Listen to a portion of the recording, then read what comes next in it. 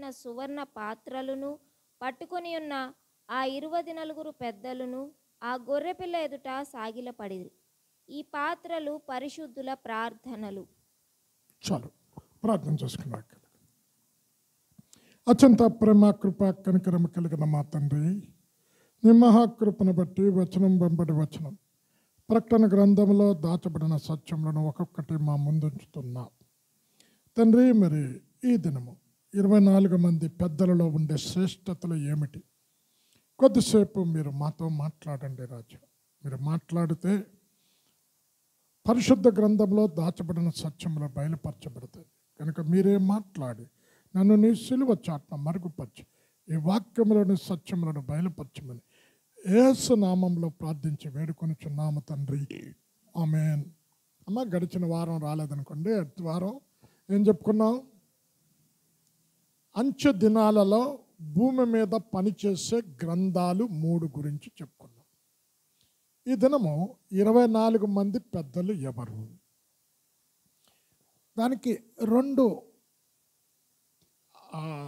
ఆలోచనలు ఇస్తాను. ఒకటి, చాలామంది చెప్పేది ఏంటంటే పాత నిబంధన గోత్రాలలో గోత్రకర్తలు 12 మంది. 2, అపొస్తలుల యొక్క 12 మంది సంఖ్య. రెండవ తలంపు ఏంటనంటే సంఘానికి సాదృశ్యం. ఇది కూడా చాలా వరకు కరెక్టే. ఎందుకనంటే మీకు ఇంతకు మునుపు చెప్పే ప్రకటనలో మొదటి 3 గ్రంథాలలో మాత్రమే సంఘం అన్న పేరు ఉంటుంది. 4వ గ్రంథం నుంచి 19 వరకు చదివితే ఎక్కడ కూడా 18 వరకు సంఘం అన్న పేరు ఉండదు, పెద్దలు అన్న పేరే ఉంటుంది. మీరు తర్వాత చదువుకోండి, మీకు హోంవర్క్ లెక్క 1 వీక్లో మీరు చెప్పండి ఎక్కడైనా ఉందంటే. 19వ అధ్యాయంకి వచ్చేసరికి ఏముందో తెలుసా? సంఘం అని ఉండదు, పెళ్ళి కుమార్తె అని ఉంటుంది, పెళ్ళి భార్య. అంటే ఈ ఎండ్ డేస్లో ఈ 3వ అధ్యాయాలు అయిపోయిన తర్వాత ఏంటి? సంఘము ఎత్తబడిన తర్వాత జరగబోవు సంఘటనల గురించి రాశాడు. ఈ పెద్దలు ఒక అభిప్రాయము, పెద్దలు సంఘానికి సాదృశ్యం. ఇలాగా ఒక 6 సాదృశ్యాలు చెప్తాను. ఒకటి, ఈ 24 మంది పెద్దలు ధరించుకున్న వస్త్రాలు ఏంటమ్మా? తెల్లని వస్త్రాలు. అమ్మ, మీరు దాదాపు వింటున్నారు, ఆల్రెడీ 3rd ఇయర్. తెల్లని వస్త్రాలు. ఈ తెల్లని వస్త్రాలు సంఘానికి ఇవ్వబడ్డాయి.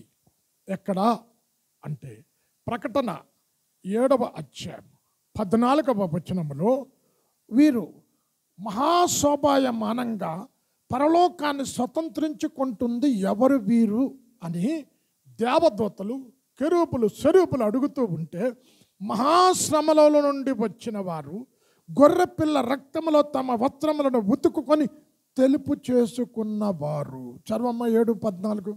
అందుకు నేను, అయ్యా నీకే తెలియననగా అతడు ఇలాగూ నాతో చెప్పెను, వీరు మహాశ్రమల నుండి వచ్చిన వారు గొర్రెపిల్ల రక్తములో తమ వస్త్రములను ఉదుకుకొని వాటిని తెలుపు చేసుకొనిరి. చాలు అమ్మ, ఇక్కడేమి శ్రమలు లేవనకండి. సంఘం పుట్టింది శ్రమలోనే. మొట్టమొదట సంఘం ప్రారంభించినప్పుడు మతకర్తల ద్వారా, మత వ్యాపకుల ద్వారా సంఘానికి శ్రమ ప్రారంభించింది. ఎవరి వల్ల? యూదా మతాచారాల వలన, రోమా ప్రభుత్వం వలన. అప్పుడు సంఘంలో ప్రారంభంలో శ్రమలు ఉన్నాయి. శ్రమలు లేకుండా సంఘం లేదండి. కొత్త ఏం కాదు, ఇప్పుడు కూడా శ్రమలు ఉన్నాయి. ఇక్కడ తెల్లని వస్త్రం సంఘానికి ఇవ్వబడింది. ఆ 24 మంది పెద్దలు సంఘానికి సాదృశ్యంగా చెప్తారు. ఎందుకు అంటే ఇక్కడ కూర్చున్న మనమందరము కూడా ఒకప్పుడు మన వస్త్రాలు మలిన వస్త్రాలు, పాపము ద్వారా మలినమైపోయి, కల్మషమైపోయి. అయితే యేసయ్య దగ్గరికి వచ్చి యేసయ్య రక్తంలో మన పాపాలు కడుక్కున్న తర్వాత మనం ఏం చేశాడు? యెషయా అంటాడు కదా, మీ పాపములు రక్తము వలె ఎర్రనివైనను హిమము కంటే తెల్లనిగా చేస్తా, కెంపు వలె ఎర్రనివైనను గొర్రెపచ్చు కంటే తెల్లనిగా చేస్తాను. అంటే ఇక్కడ శ్రమలలో నుండి వచ్చిన సంఘానికి సాదృశ్యం. 2, ఈ తెల్లని వస్త్రాలు విమోచనకు సాదృశ్యం. అమ్మ 10వ వచనం చదువుకుంటే అదే ప్రకటన 5:10. ఇక్కడ అంటున్నాడు, ప్రతి ఆయా భాషలు మాట్లాడే వారిలో, ప్రతి జనములో, ప్రతి భాషలు మాట్లాడే వారిలో, ప్రతి వంశములో రక్తమిచ్చి కొని. అమ్మ చదువమ్మా. నీవు ఆ గ్రంథమును తీసుకొని దాని ముద్రలను విప్పుటకు యోగ్యుడవు. నీవు వధింపబడిన వాడవై నీ రక్తం ఇచ్చి ప్రతి వంశములోను, ఆయా భాషలు మాట్లాడు వారిలోను, ప్రతి ప్రజలోను, ప్రతి జనములోను దేవుని కొరకు మనుష్యులను కొని. చాలు అమ్మా. ఇక్కడ ఏంటి? సంఘం విమోచనకు సాదృశ్యం. విమోచన అంటే ఏంటమ్మా? కొనటం తిరిగి. అంటే దాని అర్థం ఏంటి? మనకు అమ్మివేయబడ్డాం. ఎవరికి? చూడండి, తాగుబోతాడు చూడండి, ఆడు అంటాడు మానాలను ఉందండి అంటాడు, మానలేడు. అంటే దేనికి? అమ్మివేయబడ్డాడు.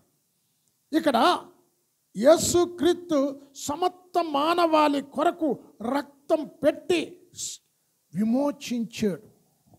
ఈ తెల్లని వస్త్రం విమోచనకు సాదృశ్యం. ఆయన ప్రతి మానవుల కొరకు ఆయన క్రయధనాన్ని చెల్లించాడట. చదవమ్మాది 1 తిమోతి 2:6 ఉంటుంది.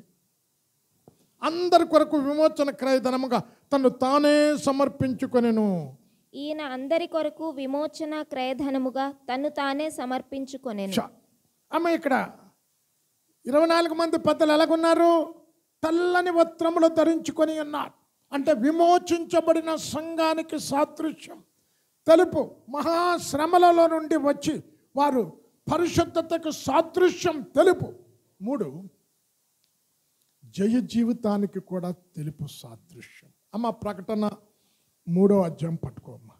ఇక్కడ అంటున్నాడు 3వ అధ్యాయంలో సార్దీసు సంఘము గురించి చెబుతూ ఇక్కడ అంటున్నాడు, మీలో కొంతమంది అపవిత్రులు కాకుండా తన వస్త్రములను ఏంటనట, సార్దీసులో కొందరు కాపాడుకున్నారు అంటూ, వీరు అర్హులు కనుక తెల్లని వస్త్రములను ధరించి నాతో కూడా సంచరించెదరు, జయించిన వారిని తెల్లని వస్త్రములు ధరించుకొంతురు. అమ్మ ప్రకటన 3వ అధ్యాయం 4-5 వచనాలు. అయితే తమ వస్త్రములను అపవిత్రపరచుకొనని కొందరు సార్దీసులో. అమ్మ ఈ తెలుపు దేనికి అన్నాను? ఒకటి దేని చెప్పాను? విమోచన. ఇక్కడ దేమన్నాను? పరిశుద్ధతకు సాదృశ్యం. అలాగని తెల్లని వస్త్రాలు వేసుకున్న వాళ్ళంతా పరిశుద్ధులు అనుకోండి బాబు. అంతరంగ పరిశుద్ధత కోరుకుంటున్నాడు దేవుడు. తెల్లని వస్త్రాలు వేసుకుని పాడు పనులు చేసేవాళ్ళు బోలెడు మంది ఉన్నారు. అమ్మ ఇక్కడ ఏమన్నాడు? వస్త్రములను సార్దీసు సంఘం గురించి మాట్లాడుతూ అపవిత్రపరచుకుని కొందరు ఉన్నారు సార్దీసు సంఘంలో. వారు అర్హులంట. ఏంటి? తెల్లని వస్త్రములను ధరించి తనతో కూడా సంచరిస్తారు. చదువమ్మా. వారు అర్హులు గనుక తెల్లని వస్త్రములు ధరించుకొని నాతో కూడా సంచరించెదరు, జయించువాడు అలాగున తెల్లని వస్త్రములు ధరించుకొనును. అమ్మ ఇప్పుడు 24 మంది పెద్దలకి ఏముందమ్మా? తెల్లని వస్త్రాలు ఉన్నాయి. అంటే ఈ తెల్లని వస్త్రాలు సంఘానికి సాదృశ్యంగా ఉంది. పరిశుద్ధత లేనివాడు ఎవడు ఎత్తబడ్డండి. పరిశుద్ధత కలిగిన సంఘమే ఎత్తబడతారు. పరలోకం పరిశుద్ధులకు నివాస స్థలం, అపరిశుద్ధులకు పాపులకు అందులో స్థానము లేదు కనుక మొదటి లక్షణం చెప్పాను. రెండవది, అమ్మ ఎవరమ్మా తెల్లని వస్త్రాలు ధరించుకున్న వాళ్ళు? చెప్పండి ఎవరు? ఎవరు? అది చెప్పాను కదా తెలుపు. రెండోది చెప్తున్నా, పెద్దలను ఉంది కదండి, లేదా పెద్దలను ఉంది కదా, 24 మంది పెద్దలు. అమ్మ అపోస్తుల కార్యం 14వ అధ్యాయం పట్టుకోనండి అమ్మ. అమ్మ వాక్యాన్ని మనసులో బుర్రలో పెట్టుకోండి అమ్మ. పెద్దల వారు ఇక్కడ ప్రతి సంఘములో సంఘ పెద్దలను ఏర్పరిచి ఉపవాసం ఉండి ప్రార్థన చేసి నమ్మిన ప్రభువుకు అప్పగించితిరి. 14:23 అపొస్తలుల కార్యం. మరియు ప్రతి సంఘములో వారికి పెద్దలను అమ్మా ఏర్పరచి ఇక్కడ ఉంది కదా, అంటే సంఘానికి ఇవ్వబడిన పేరేంటి? పెద్దలు. ఏర్పరచు ఉపవాసముండి ప్రార్థన చేసి వారు నమ్మిన ప్రభువునకు వారిని అప్పగించిరి. 14:23 అపొస్తలుల కార్యం. అమ్మ ఎలాగ ఏర్పరచుకారు? ఉపవాసం. ఇప్పుడు బర్నబాని పౌలును వారు ప్రార్థన చేసి ఉపవాసం ఉంటుండగా పరిశుద్ధాత్ముడు వారి మీదకు దిగి వచ్చి సేవ కొరకు వారిని ప్రత్యేకపరచుకొనండి అంటే సంఘమంతా కూడా వారి మీద చేతులించి ప్రార్థన చేసి పంపారు. అది పరిచర్య కొరకు. అయితే పెద్దలను కూడా ఇక్కడ ఏమన్నాడు? ప్రతి సంఘంలో, అంటే కొన్ని సంఘాలే కాదు, అంటే డినామినేషన్ సంఘాల్లో ఎన్నుకుంటారు. ఇప్పుడు సంఘంలో నడపడానికి పెద్దలు ఉండాలి. ఇప్పుడు లార్డ్ సప్పర్ సామెల్ అన్న ఒక్కటే ఇస్తున్నాడా? ధర్మేంద్ర మిస్సెస్ వాళ్ళంతా పంచుతున్నారు కదండి. ఏంటి వీళ్ళకి ఏమని చెప్పారు? పెద్దలు. ఏమన్నాడు? ప్రతి సంఘములో ఏర్పరచండి. వారు ఎలాగుండాలి? ఎలాంటి ఏర్పరచు? ఉపవాసం ఉండి ప్రార్థన చేసి వారు నమ్మిన ప్రభువుకు అప్పగించండి. 24 మంది పెద్దలు సంఘానికి సాదృశ్యంగా ఉన్నారు. సంఘానికి పెట్టబడిన పేరు పెద్దలు.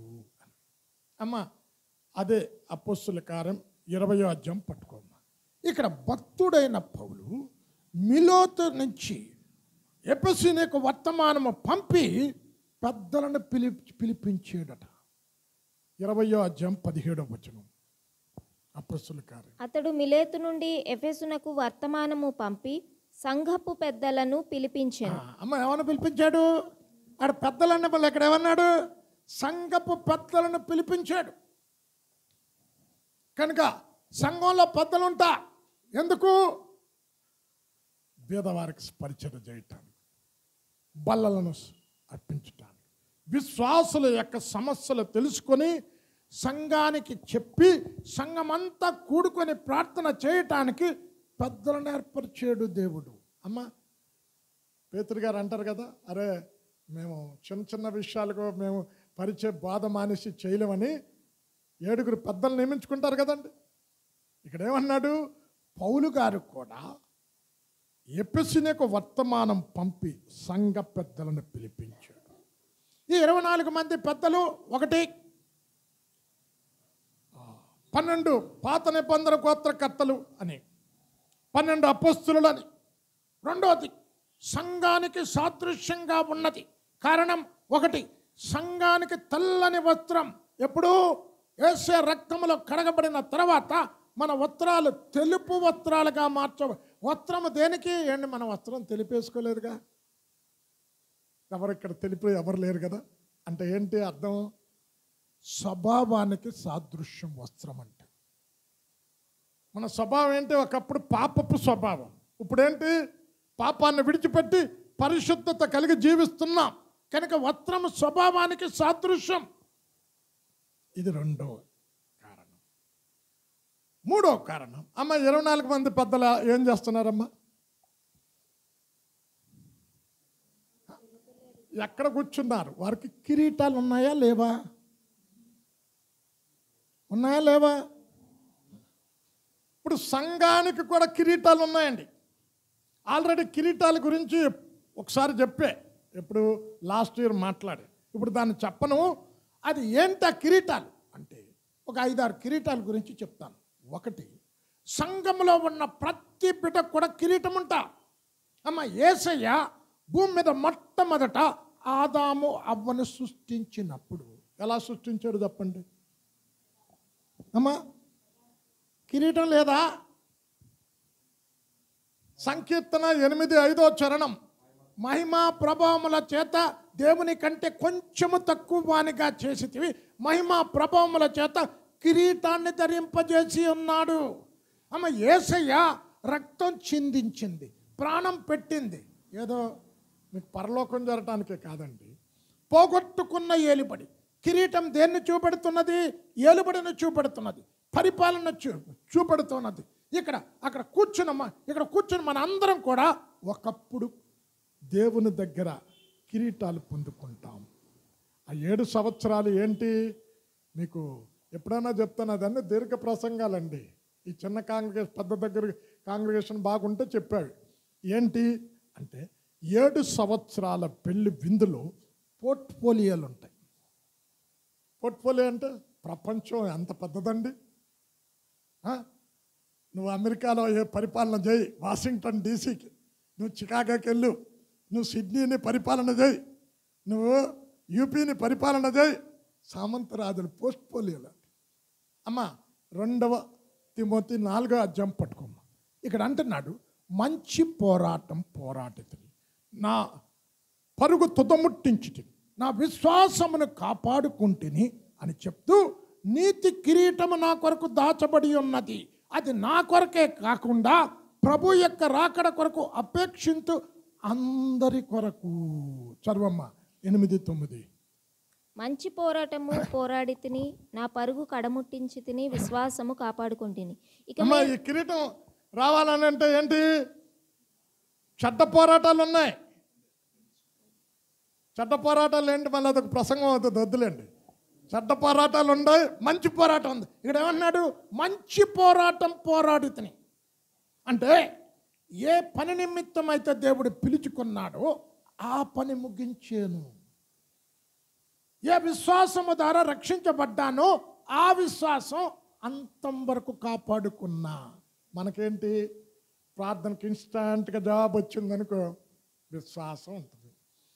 ప్రార్థన లేట్ అయ్యిందనుకో, కష్టం వచ్చిందనుకో, సమస్య వచ్చిందనుకో, ఫినిష్ విశ్వాసం.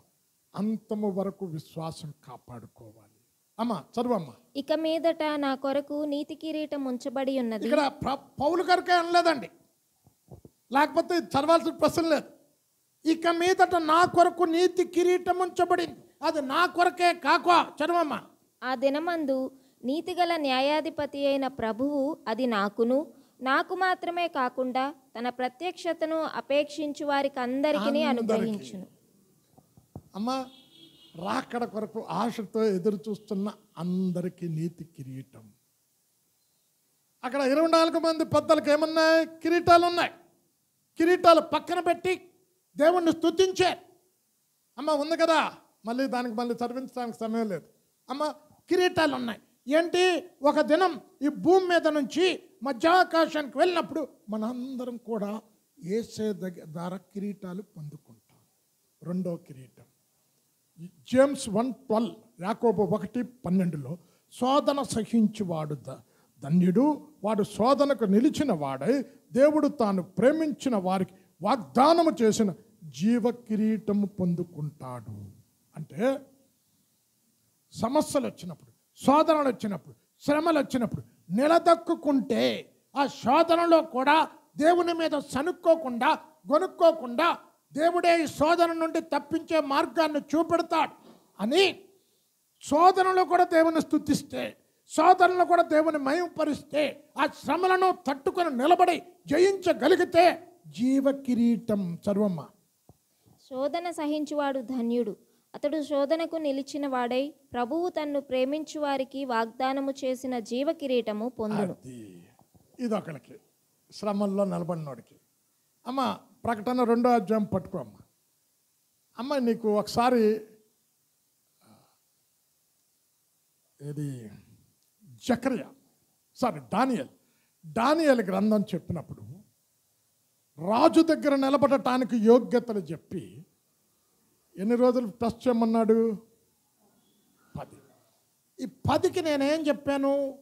10 సంఖ్య పరీక్షకు సాదృశ్యం. ఇక్కడ ఏమన్నాడు తెలుసా? ప్రకటన 2:10లో 10 దినములు శ్రమ కలుగును, ఆయనను ధైర్యము తెచ్చుకునుడి, మరణము వరకు నమ్మకంగా ఉండండి, జీవ కిరీటాన్ని ఇస్తాను. 2:10. ఇదిగో మీరు శోధింపబడినట్లు అపవాది మీలో కొందరిని చెరలో వేయింపబోచున్నాడు. 10 దినములు శ్రమ కలుగును, మరణము. 10 దినాలంటే 10 అనుకోకండి, 10 పరీక్షకు సాదృశ్యం. మరణము వరకు నమ్మకముగా ఉండుము, నేను నీకు జీవ కిరీటం ఇచ్చేదను. అమ్మ అక్కడ ఏంటి? శోధన గురించి ఉంది. ఇక్కడ ఏంటి? శ్రమ. అంటే శోధనలో నిలబడినా, శ్రమలో తట్టుకొని నిలబడినా, శ్రమలో సనుక్కోకుండా గొనుక్కోకుండా దేవుణ్ణి స్తుతిస్తే నీకేమొస్తుంది? జీవ కిరీటం. ఇది రెండవది. మూడవది, ఆత్మల రక్షణలోకి నడిపిస్తే. అమ్మ, 1 తెస్సలోనిక 2వ అధ్యాయం పట్టుకోమ్మ. ఇక్కడ పౌలు అంటున్నాడు, మా నిరీక్షణ అయినను ఆనంద అత్యయ కిరీటమైనను ఏది? మా ప్రభు అయిన యేసు క్రీస్తు రాకడ దినమందు మీరే కదా అంటున్నాడు. 2:19. ఏలయనగా మా నిరీక్షణ అయినను ఆనందమైనను అతిశయ కిరీటమైనను ఏది? మన ప్రభువైన యేసు యొక్క రాకడ సమయమున ఆయన ఎదుట మీరే గదా. చూసారా, అక్కడ ఉన్న పౌలు గారికి ఒకరోజు పరలోకం వెళ్ళినప్పుడు యేసే మధ్యాకాశానికి ఎన్ని ఆత్మలు మీ సంఘంలో రక్షించి పెళ్లి కుమార్తెగా సిద్ధపరిచారో 1 తెస్సలోనిక 2వ అధ్యాయం 19వ వచనం. అమ్మా ఏమన్నాడు? అందుకే ఇప్పుడు కిరీటాలు కాలుతో దొక్కుతారండి ఎవడైనా, నెత్తి మీద పెట్టుకుంటారు. అంటే సంఘాన్ని నడపటం అంత సులువైన పని కాదండోయ్. రకరకాల మనస్తత్వం కలిగిన విశ్వాసులు ఉంటారు. ఇప్పుడు ఒక విశ్వాసకి పాట ఇచ్చాడు అనుకోండి, ఇంకో విశ్వాస కోపం వస్తుంది. ఆమె ఏమంటే తెలుసా, నిన్న కాక మొన్న వచ్చాడు, ఆమెకు పాట ఇచ్చాడు, నేను సీనియర్ విశ్వాసని. దుఃఖపడకూడదు. ఎందుకు? వారిని కిరీటం నెత్తి మీద పెట్టుకోవాలి. ఒక తండ్రి తన బిడ్డలను ఎలా ప్రేమిస్తాడో అలాగ మేము ప్రేమిస్తాం విశ్వాసులు. మీరంతా మాకెవరు అంటే, వయస్సులో నాకంటే పెద్దలు కూడా కొంతమంది ఉండొచ్చు.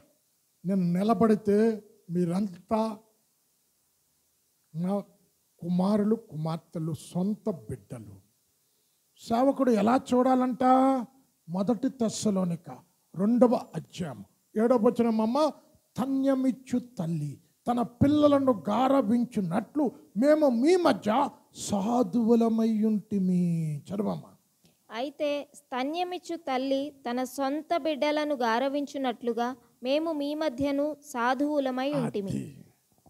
ఇప్పుడు ఒక తల్లి చంటి పిల్లకు పాలిస్తున్నప్పుడు ఆ చంటి పిల్ల పాలిచ్చడం వల్ల తల్లి ఆరోగ్యం దెబ్బతింట. 2, ఎన్నో నిద్ర లేని రాత్రులు గడపాల్సి వస్తుంది. అమ్మ, ఇప్పుడు మనం భోజనం 3 పూటలు చేస్తాం. కొంతమంది కడిపే దేవుడు అనుకోండి, వాళ్ళు మాటికి తింటానే ఉంటారు. ఇప్పుడు చిన్నపిల్లల పాలు 3 సార్లు తాగుతారా? మీరే తప్పాలా? అమ్మ, రోజుకి ఒక 20 సార్లు ఉంటుందమ్మా. లీడియా అంటుంది 20. అంటే ఎన్ని నిద్రలేని రాత్రులు గడుపుతుందో చూడండి. ఇక్కడ పౌలు ఏమంటున్నాడో తెలుసా? మీరు మా కిరీటాలు, మీ కొరకు మేము సమత్తాన్ని త్యాగం చేస్తాం. ఒకవేళ మీరు మాకు హాని చేసినా, మీరు మమ్మల్ని దుఃఖపెట్టినా, ఒక చంటి పిల్ల తన తల్లి దుఃఖపరిచినా తల్లి పాలిస్తుంది కానీ ఆ పక్కన పడేదు. సాధువుల వలె ఉంటాం మేము మీ మధ్య. ఇక్కడ అంటున్నాడు, ఎందుకు? మా ఆనందం, మా అత్యయం, మా కిరీటం ఏది? యేసు ప్రభుల వారు రాకడ దినమందు మీరే ఇక్కడ కూర్చున్న మిమ్మల్ని అందరినీ యేసయ్య రాకడ కొరకు సిద్ధపరిస్తే ఇద్దరిని పిలుస్తాడు. సామెల రాధానని గీతాశిస్తాను. అమ్మా, సంఘాన్ని అప్పగించే, గెచ్చమనే సంఘమా అమ్మ అప్పగించే. వాడు మూతి ముడుచుకున్నాడు, ఆడ మూతి ముడుచుకుంటే పోలే, ఆడు కాకపోతే ఇంకోటి వస్తాడు అని అనుకుంటే పోతుంది నీకు. నీవే తగ్గించుకొని వెళ్ళాలి. వాళ్ళని నచ్చజెప్పి తిరిగి సంఘానికి నడిపించాలి, వారిని సిద్ధపరచాలి. అప్పుడు పాత నిబంధన పరిశుద్ధులు, కెరూబులు, షెరూబులు, కోటాను కోట్ల దేవదూతల ఎదుట ఇతను నా కొరకు గొప్ప పని చేశాడు, అప్పగించిన సంఘాన్ని చక్కగా పోషించే, రాకడ కొరకు సిద్ధపరిచాడు, ఆత్మలను రక్షించాడు అని కిరీటం. అమ్మ, ఇప్పుడు ఒలింపిక్స్లోని గోల్డ్ మెడల్ ఇచ్చినప్పుడు ప్రపంచం అంతా చూస్తుందా లేదా టీవీలో? ఇది మనుషుని టెక్నాలజీ అండి. దేవుని టెక్నాలజీ ఇంకెలాగుంటుందో అక్కడికి వెళ్తే కానీ తెలియదు. అందరూ చూస్తుంటుండగా రాజుల రాజు, ప్రభుల ప్రభు, భూపతులకు అధిపతి, జీవులకు అంతిమ న్యాయాధిపతి అయిన క్రీస్తు ప్రభుల తన చేతులతో నీ మీద కిరీటం పెట్టడం. అబ్బబ్బబ్బబ్బా! ప్రెసిడెంట్ దగ్గరికి వెళ్ళి గోల్డ్ మెడల్ తీసుకున్నామంటే ఏమంటాం మనం? పలానా రోజు ప్రెసిడెంట్ గారి ఇంట్లో నాకు పథకం ఇస్తాడు, మీరు అందరూ చూడండి. అతిశయ కిరీటం. అమ్మా, 1 పేతురు 5వ అధ్యాయం పట్టుకోమ్మా. సంఘాన్ని పెద్దలు నమ్మకంగా కాచి పోషిస్తే, క్రమశిక్షణలో నడిపితే వాడబారని మహిమ కిరీటము దొరుకుతుంది. 1 పేతురు 5వ అధ్యాయం 4వ వచనం. ప్రధాన కాపరి ప్రత్యక్షమైనప్పుడు మీరు వాడబారని మహిమ కిరీటము పొందుదురు. ప్రత్యక్షమైనప్పుడు అంటే మధ్య ఆకాశంలో సంఘ పెద్దలకండి. అంటే ఇక్కడ నాయకులు కొంతమంది ఉంటారు కదా, చిన్నపిల్లలతో గొడవ చేయకుండా, లేకపోతే కొంతమంది వస్తారు పెద్దలు, చర్చిలో వాక్యం చెప్తా ఉంటే సెల్లో చూస్తూ ఉంటారు. అంటే వాళ్ళ క్రమశిక్షణను నడిపించి, వాళ్ళని చక్కగా పోషించి, వారిని నమ్మకంగా నడిపిస్తే వాడబారని మహిమ కిరీటం. చివరిగా 1 కొరింథీ 9వ అధ్యాయం పట్టుకో. పందెము రంగంలో పోరాడే ప్రతివాడు మితముగా ఉంటాడు. ఇప్పుడు పందెంలో ఇప్పుడు అథ్లెటిక్స్ చూశారు కదా, ఎప్పుడైనా పరిగెత్తే వాళ్ళని కోటేసుకుని ఎవడైనా పరిగెత్తుతాడా చెప్పండి? ఎప్పుడైనా చూసారా? ఎందుకు? బరువే ఉండకూడదండి, తేలిగ్గా ఉండాలి. షార్ట్, అది కూడా పల్చటి క్లాత్, ఎందుకంటే తేలిగ్గా ఉండాలి. ఇక్కడ అంటున్నాడు, పందెము రంగంలో పరిగెత్తేవాడు మితముగా ఉంటాడు. వారు క్షేమకు కిరీటము కొరకు పరిగెత్తుచున్నారు, మీరైతే అక్షేమకు కిరీటము కొరకు మితముగా ఉండాలి. అంటే ఈ ఆత్మీయ పరుగు పందెములో నువ్వు విజయము సాధిస్తే ఏంటన్నాడు? క్షేమకు కిరీటం. చదవమ్మా 9:25. 1 కొరింథీ 9:25. మరియు పందెమందు పోరాడు ప్రతివాడు అన్ని విషయములందు మితముగా ఉండును. వారు క్షయమగు కిరీటమును పొందుటకును, మనమైతే అక్షయమగు కిరీటమును పొందుటకు మితముగా ఉన్నాము. చాలు. అంటే ఏం బరువు పట్టుకెళ్ళకూడదండి. ఏం బరువు? మన మోసే బరువులు ఏంటి చెప్పండి?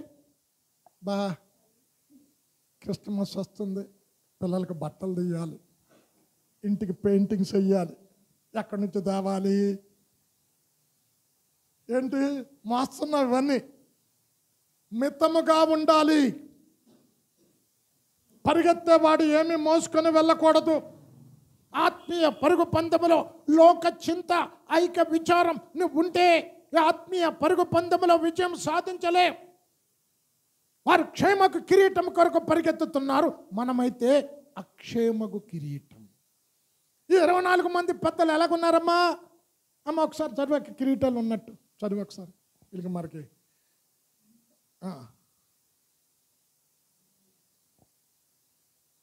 ప్రకటన 4:9-10 కూడా ఉంటుందమ్మా. ఆ సింహాసనమునందు ఆసీనుడై ఉండి యుగయుగములు జీవించుచున్న వానికి మహిమయు ఘనతయు కృతజ్ఞతాస్తుతులను కలుగునుగాకని ఆ జీవులు కీర్తించుచుండగా, ఆ 24 పెద్దలు సింహాసనమునందు ఆసీనుడై ఉండు వాని ఎదుట సాగిలపడి యుగయుగములు జీవించుచున్న వానికి నమస్కారం. కిరీటాలు పెట్టినట్టున్నది కదమ్మా. అది అమ్మా, వీళ్ళకేంటి కిరీటాలు ఉన్నాయా? ఇప్పుడు సంఘానికి కిరీటాలు ఉన్నాయా లేవా? వారు ఎక్కడ కూర్చున్నారు చెప్పండి అమ్మా? ఎక్కడ కూర్చున్నారు? సింహాసనం మీద కూర్చున్నారు. మనకి సింహాసనం ఉంటుందా లేదా? 4 చెప్తాను. ప్రకటన 3వ అధ్యాయం 21వ వచనం. సింహాసనము పరిపాలన ఏలుబడిని చూపెడుతూ ఉన్నది. ఇక్కడ అంటున్నాడు, నేను జయించి నా తండ్రి సింహాసనం మీద కూర్చుండి ఉన్న ప్రకారం జయించిన వారిని నాతో కూడా కూర్చుండబెడతాను. 3:21. నేను జయించి నా తండ్రితో కూడా ఆయన సింహాసనమునందు కూర్చుండి ఉన్న ప్రకారము జయించు వానిని నాతో కూడా నా సింహాసనమునందు కూర్చుండనిచ్చెదను. చాలు. చూడండి, సింహాసనం ఉందా లేదా సంఘానికి చూపెడతా. మూడు అమ్మా, రోమన్స్ 8 చాప్టర్ పట్టుకో. ఇక్కడ కూర్చున్నాం మనం. శ్రమలొద్దండి, కష్టాలొద్దు, వేదనలొద్దు అంటాం. ఇప్పుడు బంగారము కొలిమిలో వేస్తేనే కదండి దానికి మెరుపు వస్తుంది, మస్ట్ అంతా పోయేది. కొలిమిలో లేకపోతే దానికి మెరుపు ఎలాగొస్తుంది, మస్ట్ ఎలా పోతుంది అంటే ఇక్కడ కూర్చున్న మనం శ్రమలు వద్దు అంటే సింహాసనం వద్దని లెక్క. ఏమన్నాడు తెలుసా పౌలు గారు? మనము పిల్లలమైతే వారసులం. ఇప్పుడు రాజు తర్వాత ఎవరు కూర్చుంటాడండి? రాజు కొడుకు సింహాసనం ఎక్కుతాడు. ఇక్కడ ఏమన్నాడు? నేను రాజాది రాజును, ప్రభులు అయితే నా పిల్లలైతే వారసులు. తర్వాత ఏమన్నాడు? క్రీస్తుతో కూడా మహిమ పొందుటకు ఆయనతో కూడా శ్రమ పడిన ఎడల ఆయన తోడి వారసులం. 8:17. మనము పిల్లలమైతే వారసులము అనగా దేవుని వారసులము, క్రీస్తుతో కూడా. ఎవరు వారసులం అంట? దేవుని వారసులం. అంటే పరలోక రాజ్యానికి ఎంత ఆధిక్యత ఇచ్చాడు చూడండి. ఆదాం గారు పోగొట్టుకున్నాడు. క్రీస్తుతో కూడా మహిమ పొందుటకు ఆయనతో శ్రమ పడిన ఎడల క్రీస్తు తోడి వారసులం. అది 24 మంది పెద్దలు కిరీటాలు ఉన్నాయి. ఈ కిరీటాలు సంఘాలకు కూడా ఉన్నాయి. ఏంటి అంటే జయించాలి నీ శరీరాన్ని, పాపాన్ని, లోకాన్ని, అపవాదిని జయిస్తే కూర్చుంటాం రాజుగా. ఆయన చక్రవర్తి, మనం రాజులం, యువరాజులం. ఈ జయించటానికి ఒకటి శ్రమలో గుండా వెళ్ళాలి. అమ్మ ఎంత శ్రమ పడితే అంత మహిమ. అమ్మ 2 తిమోతి 2వ అధ్యాయం పట్టుకోమ్మ. సహించిన వారం అయితే ఆయనతో కూడా ఏలుదము. 2:12. 2 తిమోతి 2:12. సహించిన వారమైతే ఆయనతో కూడా ఏలుదుము. అది అమ్మ ఎవరు ఆయనతో ఏలుతారు? సహనం కలిగిన వాడు. అమ్మ యేసయ్య అంచె దినాలలో జరగబోవు సంఘటనలు చెప్పి ఏమన్నాడు? అంతము వరకు సహించు వారెవరో వారే రక్షించబడతారు. అంటే ఇప్పుడు సంఘాన్ని పోషించాలంటే నాకు సహనం కావాలండి. రకరకాల మనస్తత్వం కలిగిన వాళ్ళు వస్తారు. సహనం లేకపోతే సంఘాన్ని నడపలేం. సహనం లేకపోతే ఈ రోజుల్లో ఎందుకండి భార్యాభర్తలు మొన్న రీసెంట్గా ఉన్నాం, పెళ్ళైన 3వ రోజు విడిపోయారటండి. 3వ రోజు అట ఆంధ్రాలో. 3rd day. ఏంటి పెద్ద ఇష్యూ? చిన్న ఇష్యూ.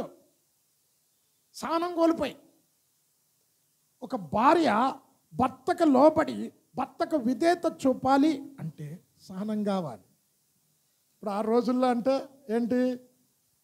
పురుషులే ఉద్యోగం. ఈరోజు స్త్రీలు పురుషుల కంటే ఎక్కువ చదువుతున్నా. నీ క్వాలిఫికేషన్ ఏంటి, నా క్వాలిఫికేషన్ ఏంటి, నీకంటే నేను ఎక్కువ చదువుకున్నా, నువ్వేనా నేను కూడా సంపాదిస్తున్నా, నీకెందుకు లోబడాలి? బైబిల్ చెప్తుందండి. క్రైస్తవేతరులు అంటే పక్కన పెట్టండి. అరే నీ చేతిలో బైబిల్ ఉండి సండే చర్చికి వెళుతూ నువ్వు లోపట్టం లేదంటే ఏంటి? సహనము లేక కుటుంబాలు చీలిపోతున్నాయి. సహనము లేక సంఘాలు చీలిపోతున్నాయి. సహనము లేక బిడ్డలు కూడా, అరే మా అమ్మ కొట్టింది, తప్పు చేస్తే కొట్టింది, నేను ఇంట్లో నుంచి పారిపోయా. అరే ఎందుకు పారిపోయాడు? ఎవరు సింహాసనం మీద కూర్చుంటారు? సహించిన వారమైతే. చదువమ్మ మళ్ళీ అది 2:12. ఆయనతో సహించిన వారమైతే ఆయనతో కూడా ఏలుదుము. కనుక స్త్రీలు కూడా అప్పుడప్పుడు భర్త కోపంతో అంటారు. అంటే నీకే నోరుందా, నాకు నోరు లేదా అన్నావు అనుకో, ప్రపంచ యుద్ధాలు ప్రారంభమవుతాయి. ఇప్పుడు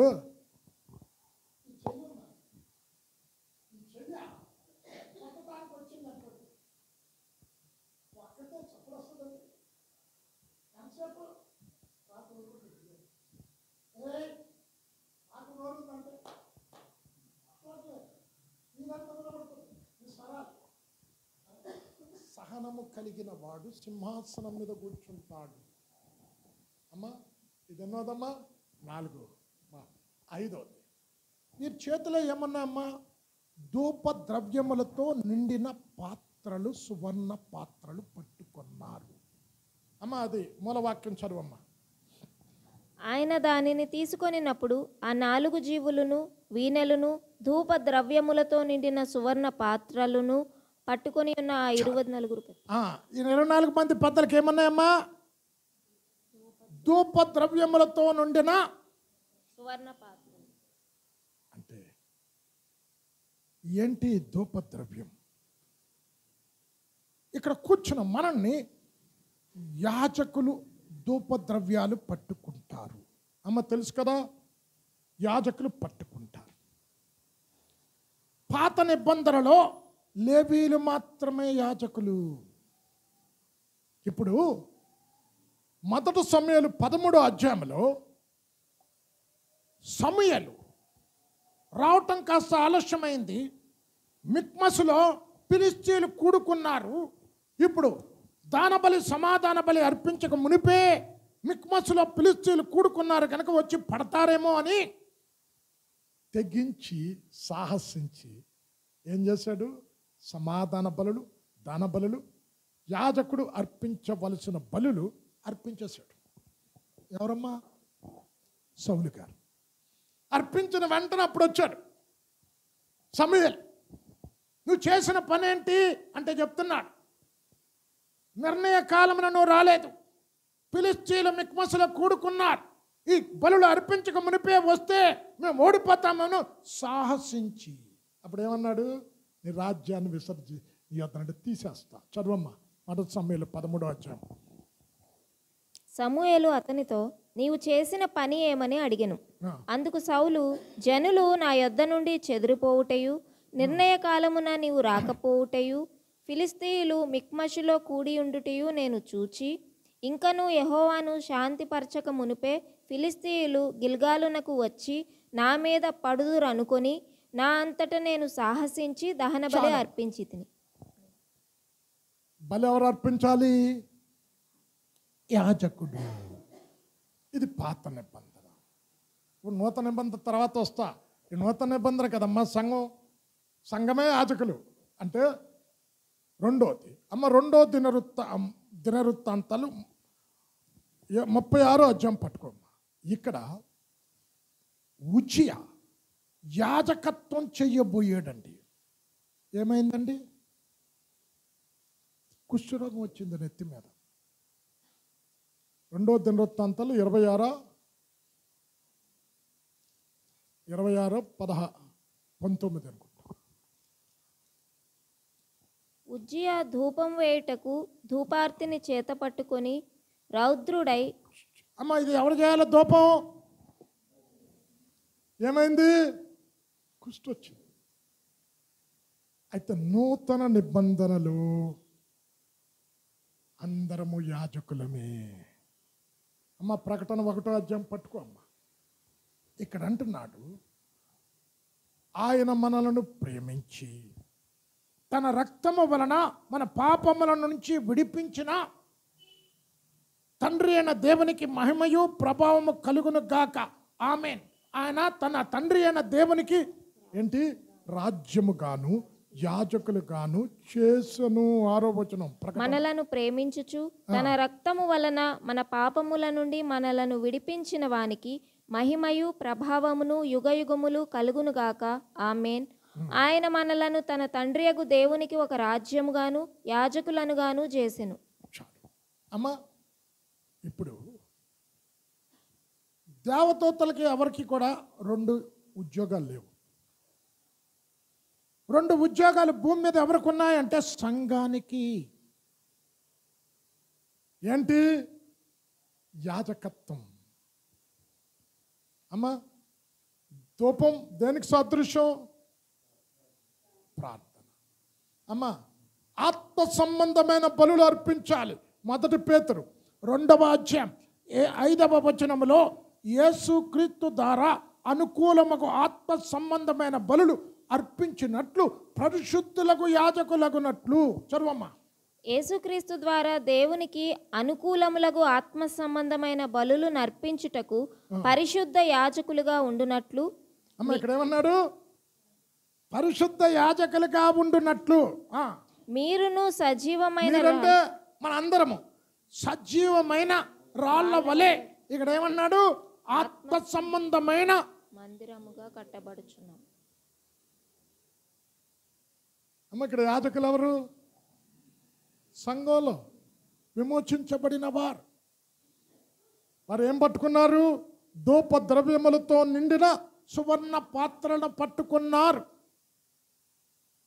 నూతన నిబంధనలు అదే 1 పేతురు 2వ అధ్యాయం 9వ వచనంలో చీకటిలో నుండి ఆశ్చర్యకరమైన తన వెలుగులోనికి పిలిచిన వాని గుణాతిశయములను ప్రచురము చేయు నిమిత్తం ఏర్పరచబడిన వంశం, రాజులైన యాజక సమూహం, పరిశుద్ధ జనాంగం, దేవుని సొత్తైన ప్రజలు. అమ్మా పాత నిబంధనలో యూదా గోత్రం వారు రాజరికం చేశారు, లేవి గోత్రం వారు యాజకత్వం చేశారు. ఇప్పుడు నూతన నిబంధనలో రక్షించబడిన ప్రతివాడు బలులు అర్పించాలి. ఏంటా బలులు? నా ఎప్పుడైనా చెప్తాను, చాలా ఉన్నాయి బలులు. 7 రకాల బలులు ఉన్నాయి. ఒకటేంటి? ఆత్మ సంబంధమైన బలులు అంట. ఏంటి? నీ శరీరంనే సజీవ యాగంగా సమర్పించుకో. చాలా బలులు ఉన్నాయి. ఎపోప్రదిత నాకు ఇచ్చిన కానుక ఇంపైన సువాసన, అది యాగం అన్నాడు. ఇవన్నీ మళ్ళీ సమయం అయిపోతుంది. అమ్మ ఏంటిది? సువర్ణ ధూపార్తులు పట్టుకున్న వారు ఎవరు? పెద్దలు. సంఘం ఒక పక్క ప్రార్థన చేస్తుంది, ఇంకో పక్క వారి పక్షంగా దేవుని సన్నిధిలో మొరపెడుతుంది, యాజకత్వం చేస్తుంది. చివరిగా అమ్మ వీళ్ళు ఏం చేశారు? ఆరాధన చేస్తూ ఉన్నారు. 3 చోట్ల ఇస్తా 24 మంది పెద్దలు ఆరాధన చేసినట్టు. ఏంటి?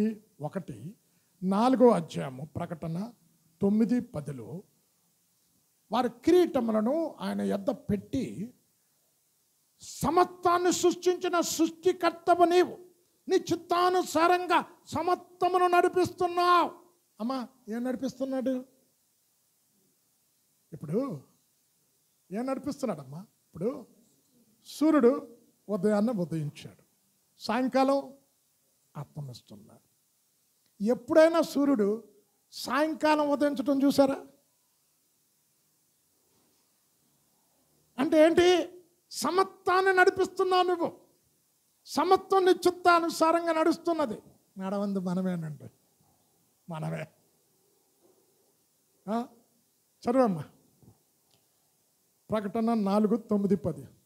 ఆ 24 పెద్దలు సింహాసనమునందు ఆసీనుడై ఉండు వాని ఎదుట సాగిలపడి సాగిలపట్టం అంటే ఏంటమ్మా? ఆరాధన చెయ్యటం, తన్ను తాను సమర్పించుకోవటం. యుగ యుగములు జీవించుచున్న వానికి నమస్కారము చేయుచు ఏమన్నారు? నువ్వు ఆది అంతమైన దేవుడవు, నువ్వు సృష్టికర్తవు. అందుకే క్రిస్టమస్ వచ్చే నెల కదా. క్రిస్టమస్ అంటే కొంతమంది ఉయ్యాల్లో వేసి చిన్నపిల్లని ఊపుతూ ఉంటారు. ఏంటి మన జ్ఞానం? యేసయ్య పుట్టాడండి, దిగి వచ్చాడని చెప్పాలి. ఇప్పుడు యేసయ్య పుట్టాడంటే పుట్టించినోడు దేవుడు, పుట్టేవాడు దేవుడు అండి. చెప్పండి. అవతారం ఎత్తాడు మనుష్యుల రక్షణ కొరకు. ఏమన్నాడు? ఆరాధన చేస్తున్నారు. చర్వమ్మ. ప్రభువా మా దేవా, నీవు సమస్తమును సృష్టించితివి, నీ చిత్తమును బట్టి అవి ఉండెను, దానిని బట్టి సృష్టింపబడెను గనుక. ఏమన్నాడు? సమస్తము నీ చిత్తానుసారంగా నడుస్తున్నది. ఇప్పుడు ప్రకటన 11వ అధ్యాయం 16వ వచనంలో సాష్టాంగపడి దేవాతి దేవునికి నమస్కారం చేసే సంఘం. అమ్మ ఇప్పుడు ఆరాధన చేయట్లే మనం. ఇప్పుడు ఆదివారం అప్పుడప్పుడు సామెల రాధన లేచి నిలబడి చెప్తాడు, స్తుతి ఆరాధన, అప్పుడప్పుడు గీతాస్తుతాడు, చేయట్లే ఆరాధన. ఇక్కడేంటి? సంఘం సాష్టాంగపడి నమస్కారం చేస్తుంది, దేవుని ఆరాధిస్తున్నారు, దేవుని స్తుతిస్తున్నారు. ప్రకటన 11:16. అంతటా దేవుని ఎదుట సింహాసనాసీనులగు ఆ 24 చూసారండి, పెద్దలు 24 మంది పెద్దలు. మళ్ళీ అక్కడ కూడా సాష్టాంగపడి దేవునికి నమస్కారము చేసి. సాష్టాంగ పట్టం అంటే మా చిత్తం కాదు నీ చిత్తమే సిద్ధించను గాక, మా జీవితాలను నీ స్వాధీనంలోకి ఇస్తున్నాం, నీ చిత్తానుసారంగా మేము నడిపించుకుంటున్నాం, మేము నేను ఆరాధన చేస్తున్నాం, ఇంత గొప్ప దేవుణ్ణి మహిమపరుస్తున్నాం, సాష్టాంగపడి సమర్పించుకో అంటే హిందువులు చూడండి అంత చక్కగా. ఒకసారి నేను ఏదో టీవీలో చూశాను, గుడి చుట్టూ ఇలా పొర్లుతో తిరుగుతుందండి. అలా ఏమంటారు, అలాగ చుట్టూ ఇలాగా పడి ఇలాగ తిరిగి ఒక లేడీ. నేను ఓరి ఏం భక్తురా ఇది, గుడి చుట్టూ అండి ఇలా పడుకొని ఇలా చేతులు ఎత్తి ఇలా చుట్టూ తిరిగి అలా పడుకొని ఏమంటారు దాన్ని? అరే సజీవుడైన దేవునికి ఆరాధన. అమ్మ ప్రకటన 19:4.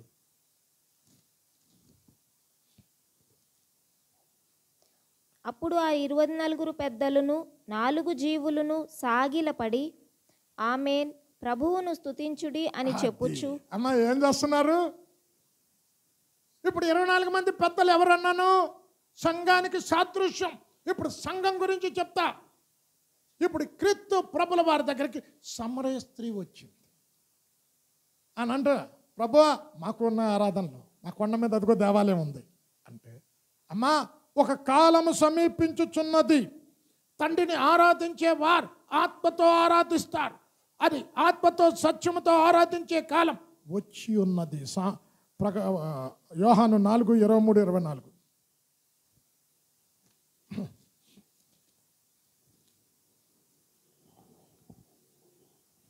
దేవుడు ఆత్మ అయితే యథార్థముగా ఆరాధించువారు ఆత్మతోనూ సత్యముతోనూ తండ్రిని ఆరాధించు కాలము వచ్చుచున్నది, అది ఇప్పుడును వచ్చేయున్నది. తన్ను ఆరాధించువారు అట్టివారే కావలెనని తండ్రి కోరుచున్నాడు. దేవుడు ఆత్మ గనుక ఆయనను ఆరాధించువారు ఆత్మతోనూ సత్యముతోనూ ఆరాధింపవలెననెను. ఏటో సంఘం పాటలు పాడుతున్నప్పుడు కూడా వేషధారులు లెక్క ఉంటామండి మనం. ఎందుకు? నేను మొన్న శనివారం ఎస్టర్ ప్రార్థన అయ్యింది మా ఇంట్లో. చాలామంది ఫుల్ ప్యాక్. సెకండ్ రోలో 2 లేడీస్ అండి కళ్ళు మూసుకొని లీనమైపోయి పాటలు ఏమి ఆరాధిస్తున్నారు. పాట పాడుతున్నప్పుడు అరే పాట భావం మనకి నీ హృదయంలో తీసుకోవాలి, అప్పుడు మనకు ఆరాధన భావం వస్తారు. అరే ఒక పేపర్ చదివినట్టు, లేకపోతే టీచర్ ఎదురుగుండా పాఠాలు అప్పచెప్పినట్టు ఆరాధన చేస్తే ఆరాధన దేవునికి అంగీకారం కాదండి. ఉందాది నోట్ చేసుకోండి. అది ఆమోసు 5:23.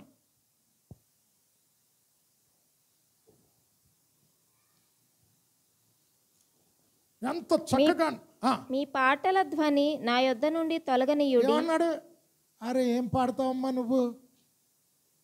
అరే అందులో ఉన్న ఆ లిరిక్స్లో ఉన్న అర్థం నీ జీవితానికి అన్వయించుకొని పాడుతూ ఉంటే ఆ ఆరాధకుడిని చూసి దేవుడు ఆనందిస్తూ ఉంటాడు. అంతేగాని సామెల రాజన్న లేచి నిలబెట్టాడు, మనం కూడా ఆయన పాడుతున్నాడు, మనం కూడా పేదాలు కదుపుతాం. నేను ఒక పాట పాడా శనివారం. ప్రసంగం అంతా అయిపోయిన తర్వాత 4 సంఘాల వారు 5 సంఘాల వారు వచ్చారు, పరిగెత్తుకొచ్చారు అందరూ నా చుట్టూ. అంటే అద్భుతమైన వర్తమానం ఇచ్చాడు అనుకోండి. కానాను యాత్ర ఎలా చెయ్యాలి అన్నది ఇచ్చాడు. అమ్మ ఇక్కడ ఆరాధన చూడండి వాళ్ళు ఎలా చేస్తున్నారు, ఆత్మతో సత్యముతో. ఇది 24 మంది పెద్దలు సాష్టాంగపడి నమస్కారం చేసి స్తుతిస్తున్నారు. ఆదిమ సంఘం అపోస్తుల కార్యం 2వ అధ్యాయం 46వ వచనములో ప్రతి దినము దేవాలయములో కూడుకొని ఇంటింటా రొట్టె విరుచుచు దేవుణ్ణి స్తుతిస్తూ ఉన్నారు, ఆరాధిస్తూ ఉన్నారు.